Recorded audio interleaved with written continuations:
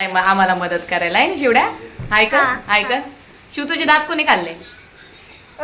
Chocolate chocolate चॉकलेटने खाल्ले का? वेदू पण आलाय लगेच आमचा. नमस्कार मंडळी, कसे आहात सगळे? तर आज आम्ही आलेलो होतो आमच्या आईच्या घरी. 15 ऑगस्टची सुट्टी आली होती आणि रविवारी पण सुट्टी असल्यामुळे 2-3 दिवस सुट्ट्यांच्या याच्यामुळे माझी ताई आणि मी तिकडे गेलो होतो. पावभाजी करत होती ताई, तिची रेसिपी मी दाखवत होते. एवढी काही मला शूट करायला जमली नाही, पण जेवढी जमली तेवढी मी केली. आणि ती पावभाजी बनवत होती. तिला म्हटलं तिच्या हातची छान होती म्हणून तिला सांगितली बनवायला. त्यानंतर संध्याकाळी थोडा वेळ बाळाला वगैरे घेतलं त्याच्याशी खेळले वगैरे. त्याच्यानंतर संध्याकाळी श्रीकृष्ण जन्माष्टमी पण होती, त्यामुळे श्रीकृष्ण जन्मामुळे माझी भाऊज आहे तिला म्हणजे देवाचं पूजा वगैरे करायला फार आवडते. त्यामुळे तिने सगळी तयारी केली, दिवे वगैरे लावले, दिव्यांमध्येच तेल वगैरे घालत होती, तयारी करत होती. पूर्ण पंचामृत वगैरे, हार, दूध, म्हणजे जे दही वगैरे सगळ्याची तयारी केली तिने. हे पहा, तुम्हाला यामध्ये सर्व दिसत. फळं वगैरे 5 फळं आणली, शिरा बनवला प्रसाद.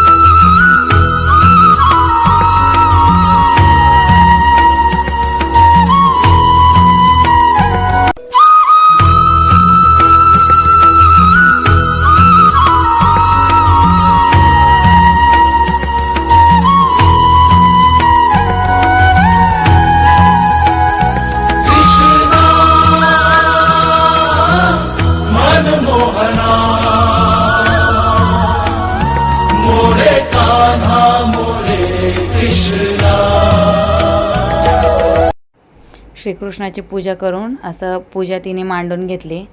फळं वगैरे आणली होती ती पुढे ठेवली, नैवेद्य दाखवलं देवाला.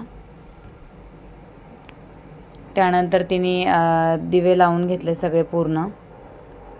किती छान दिसत आहेत पहा दिवे.